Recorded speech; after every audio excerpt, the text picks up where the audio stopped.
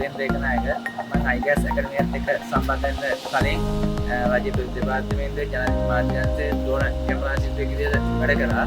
ඒත් මම self study වලින් තමයි මම ඩ්‍රෝන් ඔපරේට් කරේ අවුරුදු ගාණක්.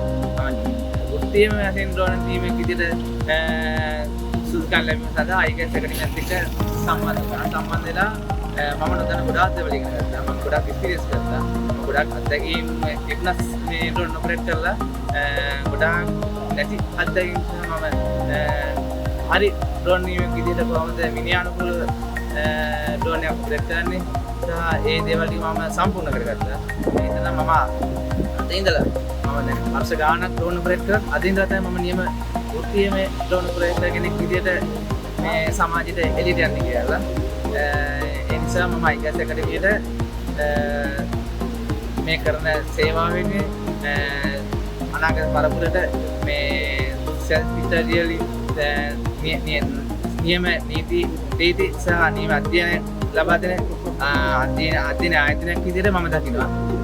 මේ කෙටි කාල සීමාවක් වුණත් ගොඩාක් අධ්‍යාපන ලබා දුන්න අපිට ඒක ප්‍රැක්ටිකලි තියරි වශයෙන් හැමදේම හම්බුණා. ඒක එතකොට මගේ ජීවිතයේ අඩුපාඩුවක් එක මම අදින්ද සම්පූර්ණ කරගෙන ඉවරයි දැන්. මට IGAS ඇකඩමියට කියන්න තියෙන්නේ අනිත් අයට ජීවිතය සම්පූර්ණ කරගන්න. සම්පූර්ණ මිනිසෙක් විදිහට ඩ්‍රෝන් ඔපරේටර් කෙනෙක් විදිහට එනවා නම් IGAS ඇකඩමියට සම්බන්ධ වෙන්න. ඒක හොඳ උදාහරණයක් මම අද අත්දැකීවා.